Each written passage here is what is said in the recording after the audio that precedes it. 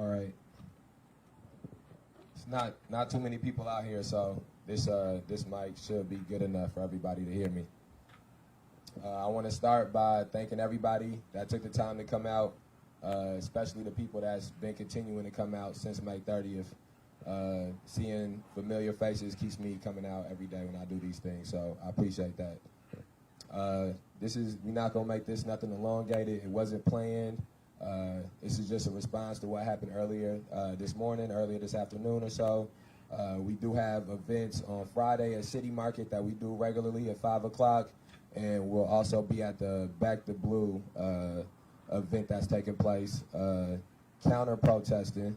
That's Saturday at 10 o'clock at the Justice Center. So those are things that were more already planned out, and I'm sure it'll be a bigger crowd, bigger turnout for those things. I'm going to say a few words, and then I'm going to turn it over to somebody else to speak and say a few words, and then I'll close it out by speaking at the end. This is something that we put out. This is something that we put out on Facebook on Monday. So a few people may have already read this or watched the live where I spoke on these things, but I just want to reiterate them again because it gives some credence to some of the things that I'm going to speak to later on. The Rockford Police Department has a long and ugly history of harassment, lack of restraint, racism, and violence in its past. These acts range from false arrests, excessive force, down to cold-blooded murder. On May 30th, the community members, not out-of-towners as Chief O'Shea stated, came out to protest against these constant unethical actions of the police force in the city of Rockford. People who have been assaulted, racially profiled, wrongfully arrested, and people whose friends and relatives have been beaten, intimidated, and violated by the Gestapo-like police force of this northern Illinois city were further traumatized by the police officers wielding batons, shields, and tear gas all the way up to armored vehicles, which gave the appearance of an occupying army, not officers there to de-escalate a situation, because that is not what the city of Rockford and the Rockford Police Department wanted those officers to do. They were sent out to suppress the collective voice of the community by any means that they saw fit, which for a morally bankrupt police force leaves a lot of room for cruel and unusual methods. Officer Owen McGinnis added a notch on his belt in arresting someone on May 30th for criminal trespass and resisting arrest. As stated previously, the Rockford Police Department knew exactly the character and history of the officers they had at District 1 that day, and de-escalation was not their specialty. Excessive force was. Officer Owen McGinnis was named in a lawsuit in 2016, alleging he and his partner used excessive force in an arrest. He was accused of dropping a knee into the victim's back before kicking and hitting them along with his partner. After being released from jail, the victim was treated for fractured ribs, cuts, and bruises at Swedish American Hospital. Another officer who made a criminal trespass arrest on May 30th and has a track record of excessive force on civilians is Joshua Sims. In 2015, when he worked for Rockford Metro, Sims was named in the lawsuit claiming he, along with his partner, harassed and brutalized the civilian by slamming them on a squad car, spraying them with OC spray, slamming them to the ground, and then handcuffing them in the process of unlawfully detaining them. This victim was charged with no crime, but did go to Swedish American Hospital for medical attention. Just as excessive force ran rampant on May 30th, so did trumped-up charges and false arrests, which exposes another dirty secret of the Rockford Police Department, its lack of integrity in its criminal apprehensions. Sergeant Eddie Torrance made an arrest for supposed mob action and resisting arrest on May 30th, which is concerning because he is named in the lawsuit claiming he signed off on a false arrest in 2019. A lack of restraint and questionable decision-making were at the crux of the issue on May 30th, and multiple officers used morally questionable tactics. The decision-making of one arresting officer in particular, Stephen Martellaro, has been brought in question in the past. Martellaro, who arrested someone for mob action and resisting arrest on May 30th, was involved in a fatal accident in which he and his partner gave chase to a drunk driver who then collided with a vehicle on Garrett Lane, resulting in the death of the driver who was collided into. The moral ambiguity of high-speed police pursuits is something that has been in question for years. In the Rockford Police Department's 2017 vehicle pursuit policy, it states that pursuit should only take place if the fleeing suspect poses more of a threat to the public if left to their own devices than they pose by being pursued. As dangerous as an intoxicated driver is, an intoxicated driver in a high-speed chase is at least 2 times as dangerous to the public, which was played out in this case. Excessive force, unlawful arrest, and questionable decision-making were all central themes of the events of May 30th and in the track records of arresting officers on that day. It is time for the city officials of Rockford to clean up their house or prepare to surrender their keys. We had this post on the May 30th Alliance page. Multiple people have shared it on their Facebook page. It's links to each thing that I referred to on this paragraph, so that way nobody thinks this is something that we just made up without doing any kind of back search or back history. And now I'm gonna turn it over to somebody else to speak about experience they had on May 30th. Hello, I'm Terry Patterson, Terrypatterson. On May 30th, over 100 citizens of Rockford, Illinois had their human rights violated by the Rockford Police Department. In the 2 months that have followed, not a single sliver of justice has been delivered to those victims.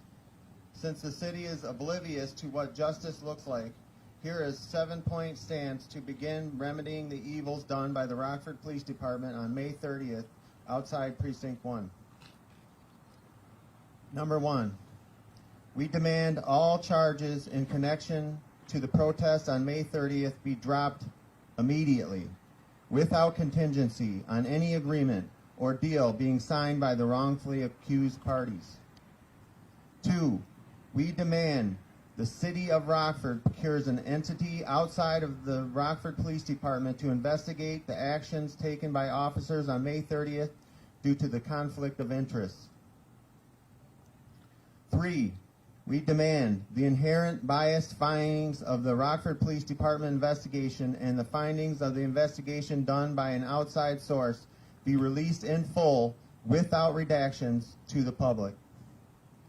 Number 4, we demand to be informed of the badge number and name of each officer at Precinct 1 on May 30th, informed of each officer who made an arrest, and to be informed of each officer who discharged their taser. Number 5, we demand all elected officials in the city of Rockford condemn the actions taken by the Rockford Police Department on May 30th and also condemns the lack of results the investigation into the conduct of Rockford Police Department on May 30th has yielded. We demand the City of Rockford make accommodations and pay in full for the services of counselors, therapists, or psychiatrists, or anything else needed to help the mental health of those traumatized by the actions of their officers. The city should make accommodations for up to 12 months to pay these services for each individual. And finally, number 7, we demand that all officers that participated in the violation of the human rights of the protesters on May 30th be terminated immediately, and their crimes against humanity be punished to the fullest extent of the law.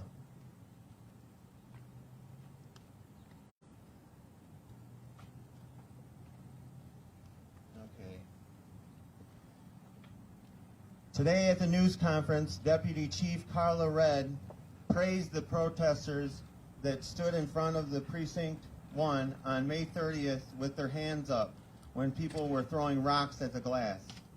She also stated that 3% of the protesters were arrested.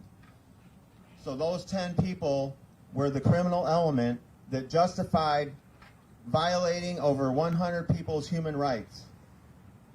One of the problems with this narrative is that I am in both of those groups.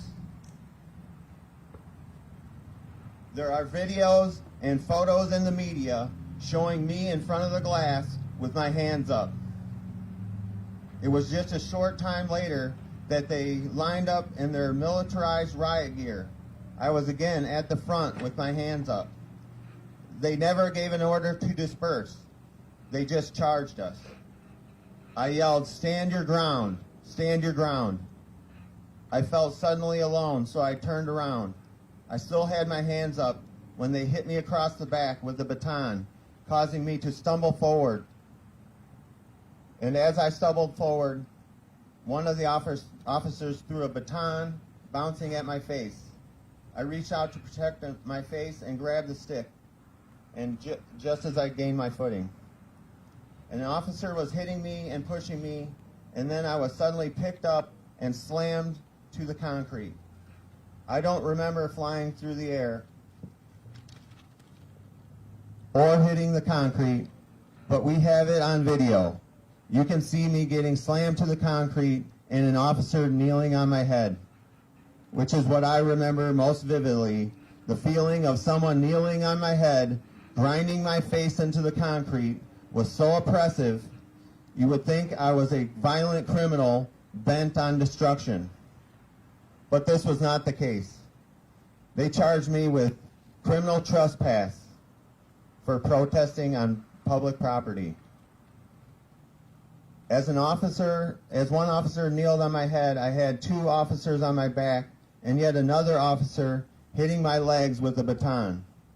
Then they handcuffed me so tight that both my wrists were bleeding and were swollen and bruised for days.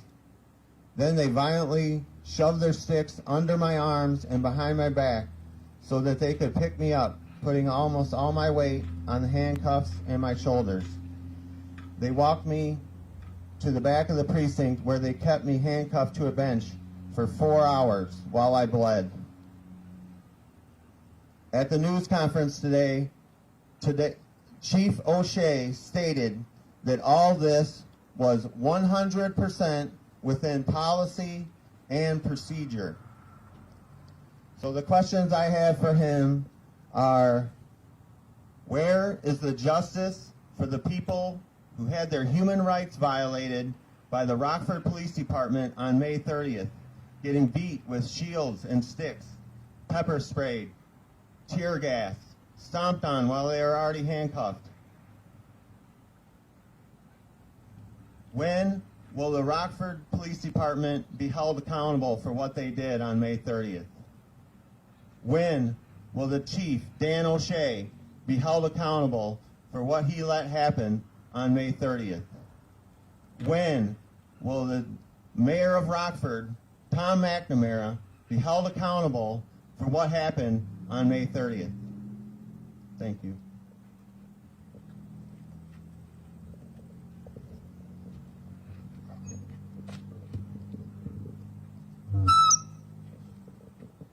We got, before you leave, if you haven't already seen, is pictures to the side over there, and there's some pictures right here to allude to all the things that he was speaking on, just so that way nobody think this is something that people just making up.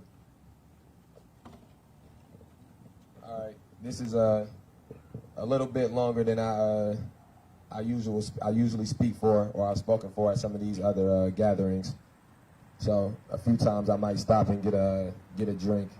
I want to preface this before I start speaking, and let people know that I think the most important thing and one of the biggest issues that, at least as a 28-year-old black man, that I've dealt with is that I feel like the raw emotions and the raw experience of being black in America, no matter what city it is or what time in history it is never really fully told. It's always some kind of diluted version, unless you're black and you experience yourself. So it's nothing diluted about this speech. I just want to make sure I preface with that.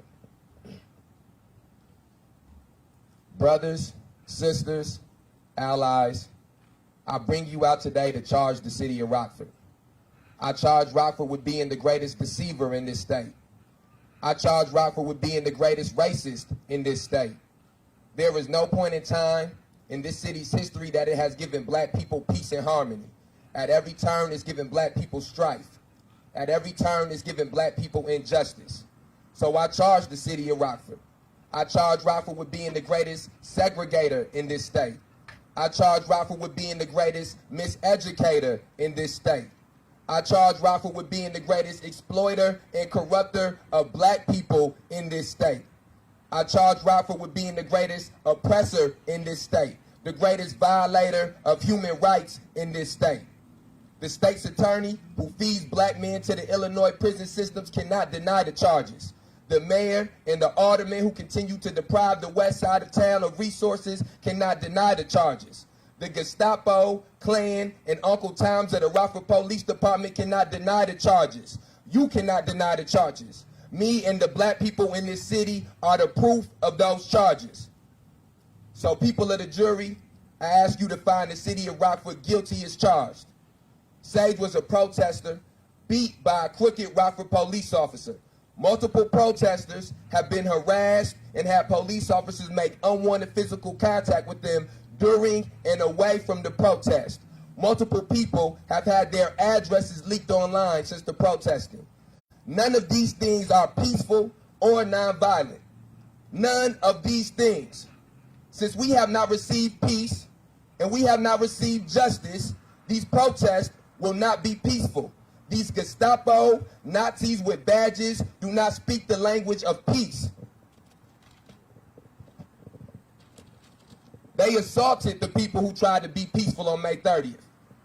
And to the people sending threats to me or to my allies, you will not harm me peacefully. The police will not beat me peacefully. The mayor, state's attorney, and aldermen will not be allowed to let these injustices go unpunished peacefully. There will be no peace at the courthouse. There will be no peace at the Justice Center. There will be no peace at District 1. There will be no peace at District 2. There will be no peace at District 3. There will be no peace at the mayor's house. There will be no peace at Chief O'Shea's house. There will be no peace at the state's attorney's house. No peace at Alderman Durkee's house. No peace at Alderman Gasparini's house. No peace at Alderman Thunberg's house. No peace at Alderman Frost's house. No peace at Alderman Harvey's house. No peace at Alderman Irvin's house. No peace at Alderman Thomas Kelly's house. No peace at Alderman Hoffman's house. No peace at Alderman Rose's house. No peace at Alderman Beach's house. No peace at Alderman Quinoni's, I think that's how you say it. No peace at Alderman Quinoni's house. No peace at Alderman Hanley's house. No peace at Alderman McNeely's house. And no peace at Alderman Chiarelli's house. There will be no peace at Food Truck Tuesdays. We have given them peace at Food Truck Tuesdays, going there and speaking politely, having the TV running, and no sirens. There'll be sirens every other Tuesday from now on. There will be no peace at City Market on Fridays. You will not be able to get your drinks and sit and chill and talk to each other and listen to whatever music the band playing. You will be listening to Tupac and Kendrick Lamar and Ice Cube and NWA and sirens, and that is all. No peace on your streets during rush hours on Saturdays and Sundays. No peace at Forest Plaza, which you closed before, but you will leave open next time we go. No peace at the Cherryvale Mall, which you've closed before, but you will leave open the next time we go. There's no justice in this racist, corrupt city, so there will be no peace in this racist, corrupt city. To my black brothers and sisters specifically, I want to say this. Put away your gang affiliations. Put away being GDs, BDs, Vice Lords, Waco, Stones, and any other gang. Put away being from the east side, from the west side, the south side, and the north side. Put away those differences. Put away those grudges with your black brother. Put away those feuds with your black neighbor. We have a common enemy. We have a common singular adversary. The white power structure in this city is our true arch rival. The white power structure that uses these so-called African-American leaders like blackface puppets to mislead and pacify the community are our enemies.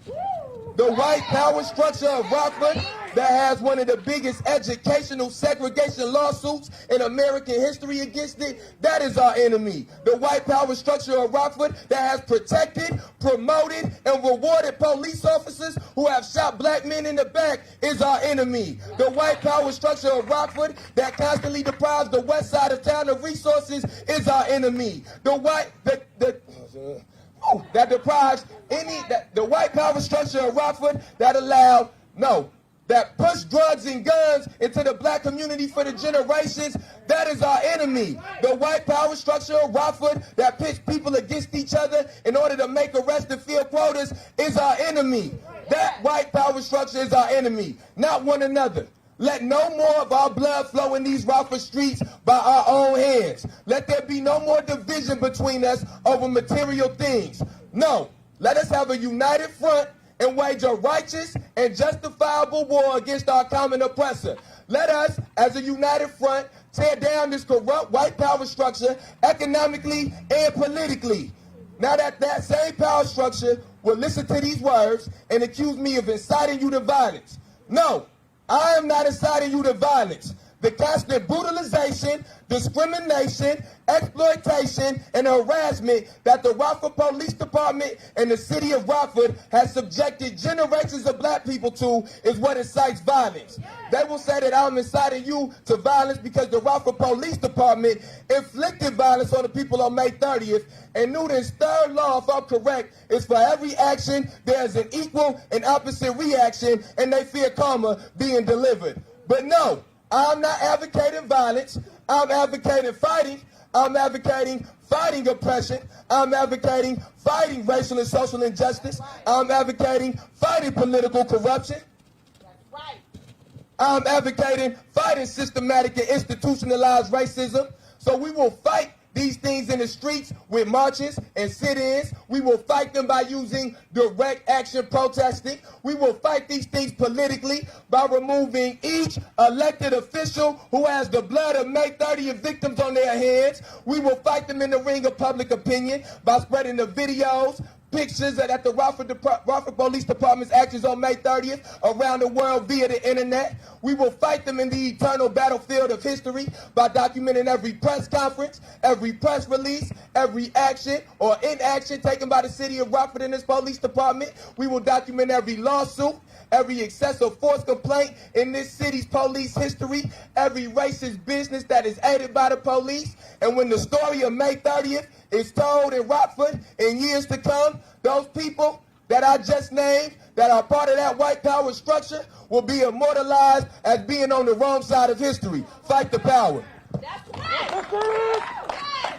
No justice! No peace. No justice! No justice! I know that's anticlimactic. We'll be at the courthouse tomorrow morning, courthouse Friday morning, city market at Friday, 5 o'clock, 10 o'clock p.m. They having the Back to Blue. 10 a.m. 10 a.m. They having the Back to Blue. Justice Center Saturday. We'll be there. Thanks for coming out.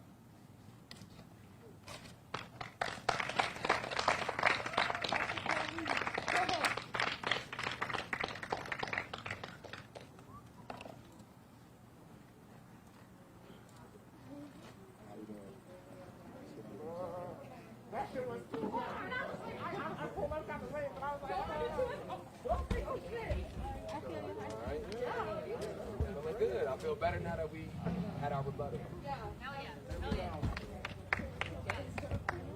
I know. Hi, Audrey. Yeah. No, yeah.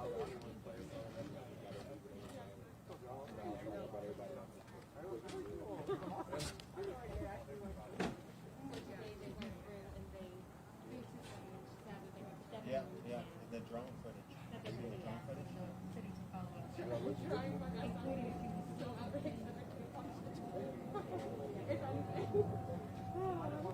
I only watched it the whole time, but then I went back. All right, man, take it easy. I'm gonna let you. I don't usually watch the movie Friday night. Yeah, I just like notes. Yeah, I was going through all my time. Like cool. And then he was, the way he was like, feel like nobody was I thought I asked you to stop and turn the cameras off.